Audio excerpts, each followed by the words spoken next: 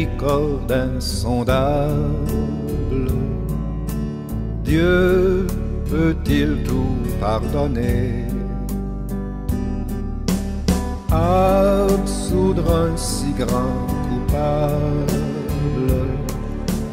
et mes péchés oubliés? Jésus, je viens à toi, tel que je suis, je viens à toi. Jésus, je viens à toi, tel que je suis, prends-moi.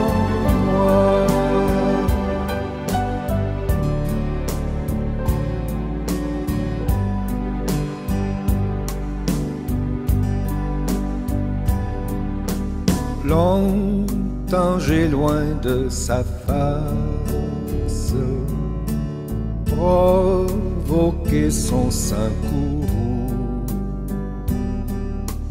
fermé mon cœur à sa grâce, blessé le sien devant tout. Jésus, je viens à toi, tel que je suis, je viens à toi. Jésus, je viens à toi, tel que je suis, prends-moi.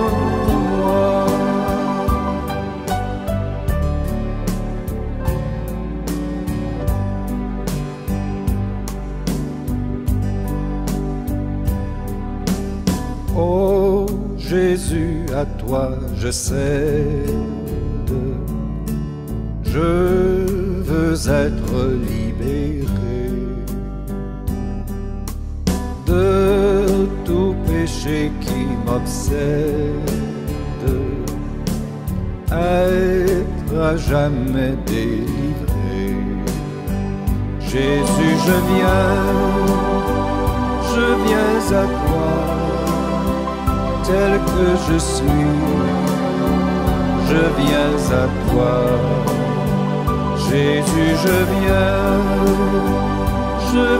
à toi, tel que je suis, prends-moi.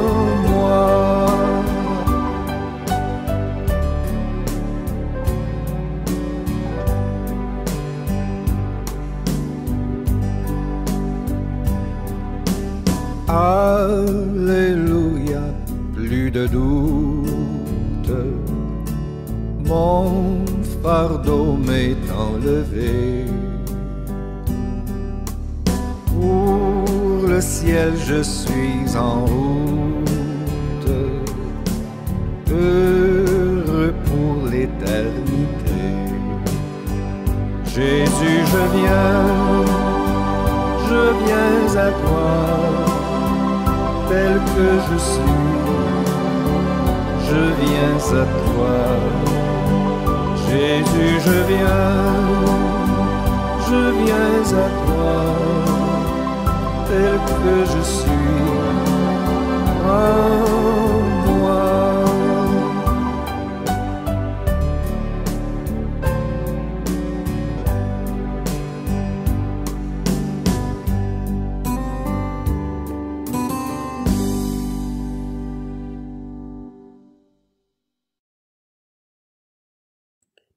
Mes chers amis, bonsoir et soyez tous les bienvenus à ce temps de prière en ce mardi 25 octobre.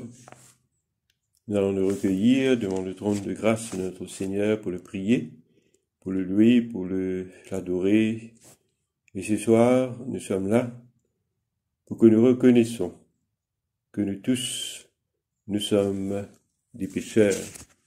Donc nous allons confesser nos péchés devant le Dieu Tout-Puissant et d'un cœur docile et pénitent, nous allons nous mettre devant lui et tout en laissant l'Esprit Saint nous diriger dans ce temps de repentance. Confessons les péchés que nous avons commis contre Dieu et nos prochains. Dieu de miséricorde, nous confessons que nous avons péché contre toi, en pensée, en parole et en acte, par ce que nous avons fait et ce que nous avons omis de faire. Nous ne savons pas aimer de tout notre cœur. Nous n'avons pas aimé notre prochain comme nous-mêmes. Nous regrettons sincèrement ces fautes, humblement. Nous nous en repentons. Pour l'amour de ton Fils, Jésus-Christ. Prends pitié de nous et pardonne-nous. Alors ta volonté fera notre joie, et nous pourrons marcher dans tes chemins pour la gloire de ton nom. Amen. Que le grand Dieu Tout-Puissant nous fasse miséricorde, qu'il nous pardonne tous nos péchés, par Jésus-Christ notre Seigneur, et qui nous affermisse en tout bien par la puissance de l'Esprit Saint, qui nous garde pour la vie éternelle. Amen. Dieu, viens à mon aide, Seigneur, à mon secours. Gloire au Père et au Fils et au Saint-Esprit, au Dieu qui est, qui était, qui vient pour les siècles et des siècles. Amen. Joie et lumière de la gloire éternelle du Père, le Très-Haut, le Très-Saint ô Jésus-Christ, parvenu à la fin de ce jour, contemplant cette clarté dans le soir, nous chantons le Père et le Fils et le Saint-Esprit de Dieu. Oui, tu es digne d'être chanté dans tous les temps par les voix sanctifiées. Fils de Dieu qui donne vie, tout l'univers te rend gloire. Nous allons prier avant d'écouter les lectures. Prions le Seigneur. Seigneur grand Dieu, nous voici, Seigneur, devant toi ce soir. Tu nous connais, Seigneur. Tu connais notre passé, notre présent, notre avenir.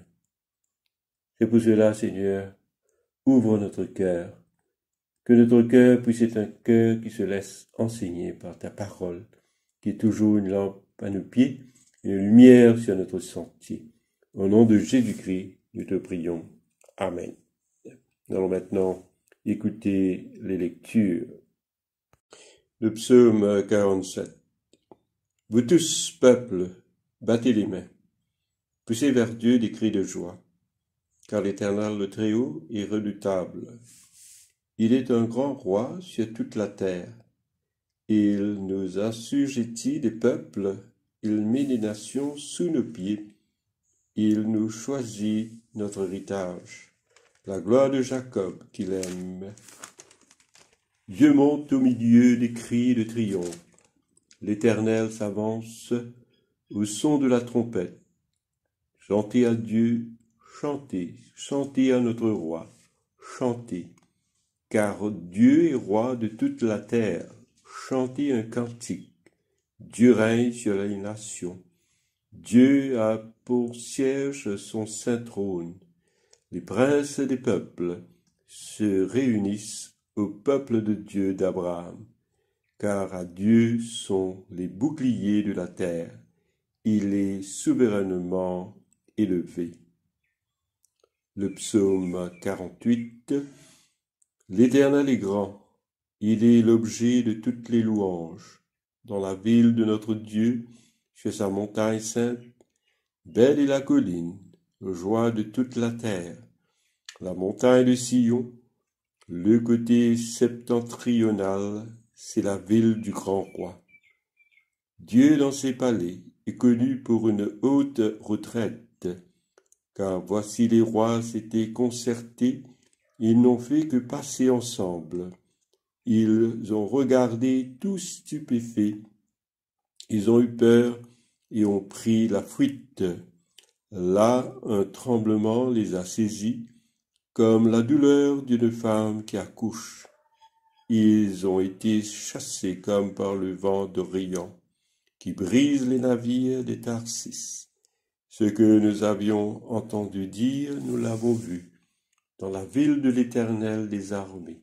Dans la ville de notre Dieu, Dieu la fera subsister à toujours.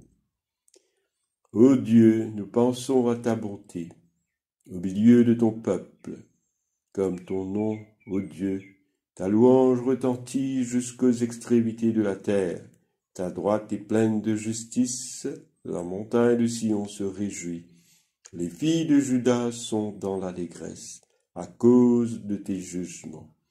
Parcourez Sion, parcourez-en l'enceinte, comptez ses tours, observez son rempart, examinez ses palais, pour le raconter à la génération future. Voilà le Dieu qui est notre Dieu éternellement et à jamais. Il sera notre guide jusqu'à la mort. Gloire soit au Père et au Fils et au Saint-Esprit, comme il était au commencement, comme il est maintenant, comme sera éternellement. Amen. Esdras, chapitre 5, versets 1 à 17. Agé le prophète et Zacharie, fils d'Iddo, le prophète, prophétisèrent aux Juifs qui étaient en Juda et à Jérusalem au nom du Dieu d'Israël. Alors Zorobabel, fils de Shealtiel, et Josué, fils de Josadak, se levèrent et commencèrent à bâtir la maison de Dieu à Jérusalem. Et avec eux étaient les prophètes de Dieu qui les assistaient. Dans ce même temps, Tatnaï, gouverneur de ce côté du fleuve, Shestar-Boznaï, et leurs collègues vinrent auprès d'eux et leur parlèrent ainsi. Qui vous a donné l'autorisation de bâtir cette maison et de relever ses murs? Ils leur dirent encore, quels sont les noms des hommes qui construisent cet édifice? Mais l'œil de Dieu veillait sur les anciens des Juifs, et on laissa continuer les travaux pendant l'envoi de rapport à Darius et jusqu'à la réception d'une lettre sur cet objet. Copie de la lettre envoyée au roi Darius par Tatnaï, gouverneur de ce côté du fleuve, Shestar-Boznaï, et les collègues d'Apharsac, demeurant de ce côté du fleuve. Ils lui adressèrent un rapport ainsi conçu. Au roi Darius, salut. Que le roi sache que nous sommes allés dans la province de Juda à la maison du grand Dieu. Elle se construit en pierre de taille, et le bois se pose dans les murs. Le travail marche rapidement et réussit entre leurs mains. Nous avons interrogé les anciens, et nous leur avons ainsi parlé. Qui vous a donné l'autorisation de bâtir cette maison et de relever ses murs? Nous leur avons aussi demandé leur nom pour te le faire connaître, et nous avons mis par écrit les noms des hommes qui sont à leur tête. Voici la réponse qu'ils nous ont faite. Nous sommes les serviteurs du Dieu des cieux et de la terre, et nous rebâtissons la maison qui avait été construite il y a bien des années. Un grand roi d'Israël l'avait bâtie et achevée. Mais après que nos pères eurent hérité le Dieu des cieux, il les livra entre les mains de Nebuchadnezzar, roi de Babylone, le Chaldéen, qui détruisit cette maison et emmena le peuple captif à Babylone. Toutefois, la première année de Cyrus, roi de Babylone, le roi Cyrus donna l'ordre de rebâtir cette maison de Dieu. Et même le roi Cyrus ôta du temple de Babylone les ustensiles d'or et d'argent de la maison de Dieu que Nebuchadnezzar avait enlevé du temple de Jérusalem et transporté dans le temple de Babylone.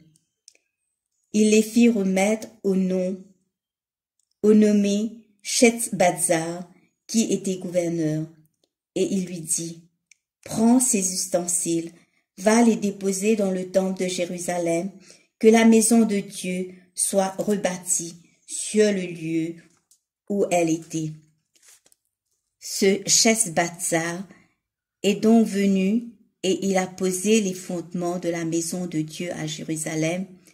Depuis lors jusqu'à présent, elle se construit et elle n'est pas achevée. Maintenant, si le roi le trouve bon, que l'on fasse des recherches dans la maison des trésors du roi à Babylone, pour voir s'il y a eu de la part du roi Cyrus un ordre donné pour la construction de cette maison de Dieu à Jérusalem, puis que le roi nous transmette sa volonté sur cet objet. Ici se termine la lecture. Évangile selon saint Luc, chapitre 11, les versets 27 à 36. Tandis que Jésus parlait ainsi, une femme, élevant la voix du milieu de la foule, lui dit « Heureux le sein qui t'a porté, heureuses les mamelles qui t'ont allaité. » Et il répondit « Heureux plutôt ceux qui écoutent la parole de Dieu et qui la gardent. » Comme le peuple s'amassait en foule, il se mit à dire « Cette génération est une génération méchante. Elle demande un miracle. Il ne lui sera donné d'autre miracle que celui de Jonas. Quand de même que Jonas fit ainsi pour les Ninivites, de même le Fils de l'homme en sera un pour cette génération. La reine du Midi se lèvera au jour du jugement avec les hommes de cette génération et les condamnera, parce qu'elle vint des extrémités de la terre pour entendre la sagesse de Salomon. Et voici, il y a ici plus que Salomon. Les hommes de Ninive se lèveront au jour du jugement avec cette génération et la condamneront parce qu'ils se repentirent à la prédication de Jonas. Et voici, il y a ici plus que Jonas. Personne n'allume une lampe pour la mettre dans un lieu caché ou sous le boisseau, mais on la met sur le chandelier, afin que ceux qui entrent voient la lumière. Ton œil est la lampe de ton corps. Lorsque ton œil est en bon état, tout ton corps est éclairé. Mais lorsque ton œil est en mauvais état, ton corps est dans les ténèbres. Prends donc garde que la lumière qui est en toi ne soit ténèbres. Si donc tout ton corps est éclairé, n'ayant aucune partie dans les ténèbres, il sera entièrement éclairé comme lorsque la lampe t'éclaire de sa lumière. Ici prend fin la lecture. Parmi les gens qui entouraient notre Seigneur Jésus, il y avait ceux qui étaient méchants et qui recherchaient auprès du Seigneur des miracles comme preuve évidente afin qu'ils puissent croire en lui. Mais Jésus les avait toujours refusés, car ils étaient des gens incrédules et méchants. Jésus était à l'époque le vrai Jonas. Et l'Évangile, selon Matthieu, chapitre 12, décrit de façon plus saisissante ce rapprochement de Jonas au Fils de l'homme. Jonas, jeté à la mer par les marins, avait été englouti dans les entrailles du gros poisson. Et pendant 3 jours et 3 nuits, et revenu sur la terre, il est allé prêcher à Ninive. Donc, le signe de Jonas est ainsi l'annonce même de la mort et de la résurrection de notre Seigneur Jésus-Christ. Dans 1 Corinthiens chapitre 1er, verset 22, l'apôtre Paul dit que les Juifs demandent des miracles et les Grecs cherchent la sagesse. Et plus loin, au verset 24, l'apôtre continue à dire « Mais puissance de Dieu et sagesse de Dieu pour ceux qui sont appelés tant juifs que grecs. » Pour nous, chrétiens, nous avons à écouter la prédication de Jésus-Christ à travers, bien sûr, son évangile. Et ainsi, nous pouvons nous identifier aux gens de Ninive, qui jadis avaient reçu un signe de Jonas et ont été tous sauvés, ainsi que leur roi, par Dieu, c'est-à-dire à travers la prédication de Jonas. C'est vrai que parfois nous aussi, nous recherchons des miracles. Et à travers la prière, nous cherchons des miracles pour que nous puissions probablement avoir une vie meilleure à travers la guérison, à travers de certaines souffrances que nous avons. Mais moi, je crois que quand je lis la parole, quand je vois toutes ces choses que Jésus parle ce soir, je pense que nous avons à croire dans le plus grand miracle qui existe. C'est-à-dire le plus grand miracle, ce que nous devrions tous rechercher aujourd'hui, c'est le miracle de la conversion et de la transformation. Et ainsi, nous connaîtrons ainsi la vie éternelle avec Dieu pour toujours, et aussi la résurrection du corps. Et dans la deuxième partie de l'Évangile, notre Seigneur Jésus nous parle de la lumière du corps. Pourquoi le Seigneur parle-t-il alors de la lumière et de son effet moral sur le cœur de l'homme? Précisément parce que Jésus lui-même était au milieu du peuple comme une lumière et aussi la parole incarnée. Il fallait donc des yeux pour avoir la lumière, pour voir la lumière, et aussi des oreilles pour écouter la parole. Et c'est la raison pour laquelle, après avoir parlé de l'endurcissement d'Israël, déjà annoncé par le prophète Ésaïe, le Seigneur appelait ses disciples bienheureux parce qu'ils voyaient et entendaient les mystères du royaume des cieux. D'une part, il ne faut pas cacher la lumière, car tout croyant est lumière pour leur propre corps, mais aussi porteur de cette lumière céleste devant le monde, comme témoin de la lumière. Et d'autre part, Jésus-Christ est la lumière donnée à tous, et ceux qui l'accueillent deviennent eux-mêmes lumière.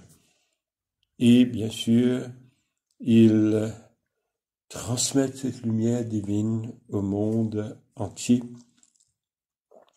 Mes chers amis, tout notre être doit être lumière, et bien sûr cette lumière divine qui vient de Dieu, c'est-à-dire l'esprit, l'âme et le corps doivent être dans cette lumière divine. Et c'est alors que nous pourrons être une véritable église, une église éclairée, une église phare pour éclairer toutes ténèbres qui se trouvent dans ce monde. Amen.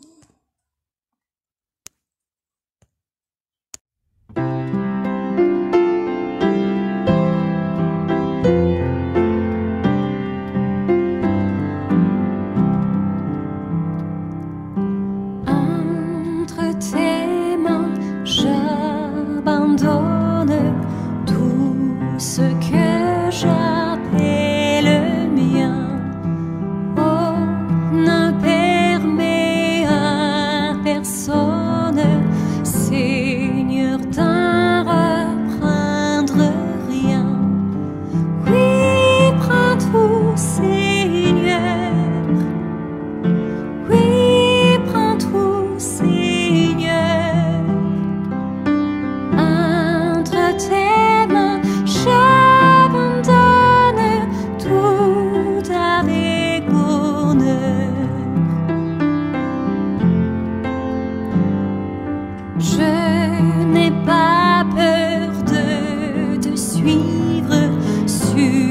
le chemin de la croix.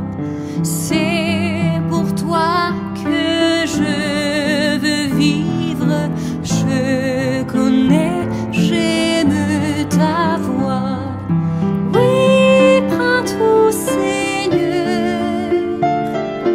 Oui, prends tout, Seigneur.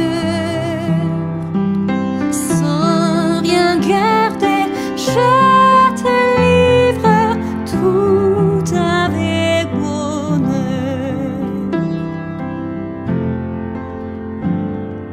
Tu connais mieux que moi-même tous les besoins de mon cœur. Et pour mon bonheur suprême, tu peux me rendre vainqueur. Oui, prends tout, Seigneur. Oui, prends tout, Seigneur. Je ne vis plus pour moi-même, mais pour mon Seigneur. Prends mon corps et prends mon âme, que tout à moi soit à toi, que par ta divine flamme, tout mal soit détruit à moi. Oui, prends tout, Seigneur.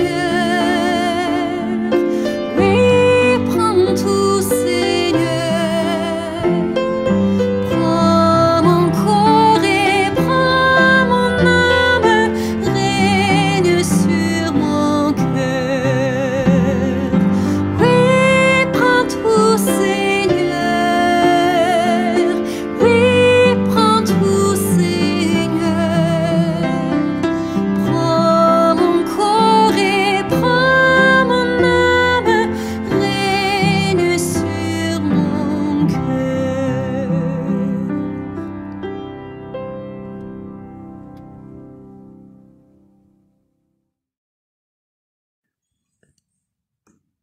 Cantique de Siméon.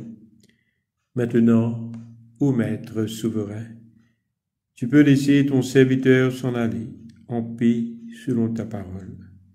Quand mes yeux ont vu le salut que tu préparais à la face des peuples, lumière qui se révèle aux nations et donne gloire à ton peuple Israël. Gloire au Père et au Fils et au Saint-Esprit, pour les siècles des siècles. Amen. Nous ensemble disons le symbole des apôtres. Je crois en Dieu le Père Tout-Puissant, Créateur du ciel et de la terre, et en Jésus-Christ, son Fils unique, notre Seigneur, qui a été conçu du Saint-Esprit, est né de la Vierge Marie, a souffert sous Ponce Pilate, a été crucifié et mort, et a été enseveli et descendu aux enfers. Le troisième jour, est ressuscité des morts, est monté aux cieux, est assis à la droite du Dieu le Père Tout-Puissant, d'où il viendra juger les vivants et les morts. Je crois en l'Esprit Saint, à la Sainte Église catholique, à la communion des saints, à la rémission des péchés, à la résurrection de la chair et à la vie éternelle. Amen. Le Seigneur soit avec vous et avec votre esprit. Prions le Seigneur. Notre Père, qui es aux cieux, que ton nom soit sanctifié, que ton règne vienne, que ta volonté soit faite sur la terre comme au ciel. Donne-nous aujourd'hui notre pain de ce jour. Pardonne-nous nos offenses, comme nous pardonnons aussi à ceux qui nous ont offensés.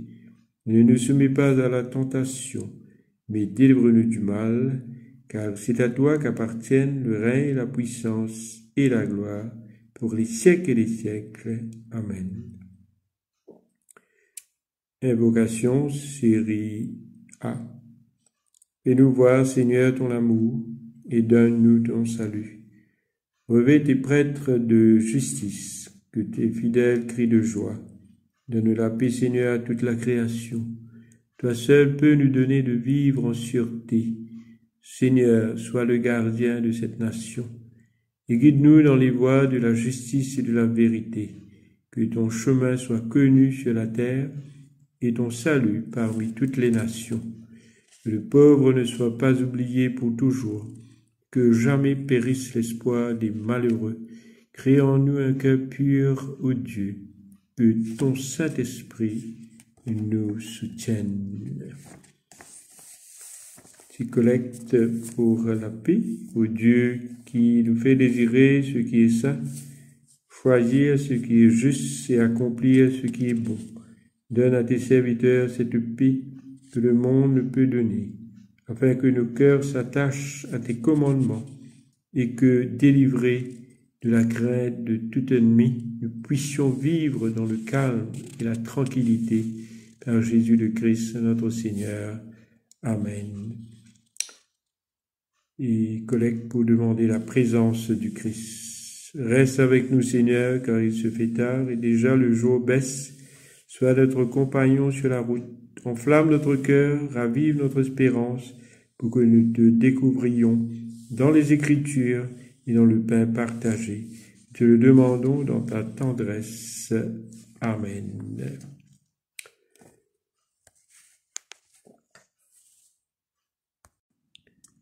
Ô Dieu et Père de tous, toi que tous les cieux glorifient, puis que la terre entière t'adore et te chante, que toutes les nations t'obéissent, et que toutes les langues te confessent, et que partout les peuples t'aiment et te servent dans la paix. Par Jésus le Christ, notre Seigneur. Amen. Veille, Seigneur, avec ceux qui travaillent, veille ou pleurent cette nuit. Donne mission à tes anges de garder ceux qui dorment. Prends soin des malades, Seigneur Christ. Donne le repos à ceux qui sont fatigués. Bénis les mourants. Soulage ceux qui souffrent. Console les affligés et préserve le bonheur de ceux qui sont dans la joie. Nous te le demandons par ton amour. Amen. Ô Dieu qui manifeste dans tes serviteurs les signes de ta présence, envoie sur nous ton esprit d'amour, que ta grâce abondante augmente en nous dans le partage et le don. Par Jésus le Christ, notre Seigneur. Amen. L'action de grâce générale. Dieu Tout-Puissant, Père de miséricorde, nous te rendons grâce de ta bonté, de ton amour, envers nous, tes serviteurs indignes, et envers tous ceux que tu as faits. Nous te bénissons parce que tu nous as créés, tu nous protèges et tu nous combles des bienfaits de cette vie. Mais surtout parce que dans ton amour inépuisable, tu as racheté le monde par ton Fils Jésus-Christ, et tu nous donnes les moyens de recevoir ta grâce et l'espérance de la gloire sans fin. Nous t'en prions, rends-nous sensibles à ta miséricorde, pour que nous te rendions gloire d'un cœur reconnaissant, non seulement de nos lèvres, mais par toute notre vie, en nous mettant à ton service et en marchant devant toi dans la justice et la sainteté tout au long de nos jours. Nous te le demandons par ton Fils, Jésus le Christ notre Seigneur. Amen. La prière de Saint Jean Chrysostome. Dieu Tout-Puissant, toi qui nous as accordé la grâce de t'adresser un cœur unanime notre prière, tu as promis par ton Fils que lorsque 2 ou 3 se réuniraient en son nom, tu serais au milieu d'eux. Comble maintenant, Seigneur, nos désirs et nos vœux, selon ce qui nous est utile. Donne-nous en cette vie la connaissance de ta vérité et dans le monde à venir, la vie éternelle. Amen. Bénissons le Seigneur, nous rendons grâce à Dieu. Nous allons dire la grâce ensemble, que la grâce de Jésus-Christ, notre Seigneur, l'amour de Dieu, le Père et la communion de l'Esprit Saint soient toujours avec nous. Amen. Voilà, nous sommes arrivés à la fin de ce temps de prière.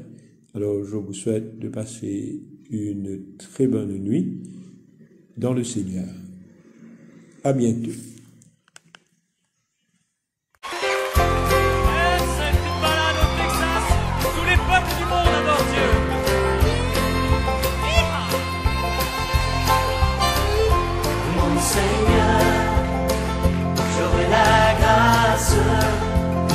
chercher encore ces vastes desseins de mon Seigneur. J'aurai la force de marcher encore sur le même chemin de mon Jésus. J'aurai l'amour, la nuit, le jour, et jusqu'au bout du matin. De mon Jésus, j'aurai toujours le doux secours de sa tendre main. De mon Seigneur, j'aurai la grâce de chercher encore ces vastes desseins. De mon Seigneur, j'aurai la force de marcher encore sur le même chemin. De mon Jésus, j'aurai l'amour, la nuit, le jour, jusqu'au bout du matin. De mon Jésus, j'aurai toujours le doux secours de sa tendre main.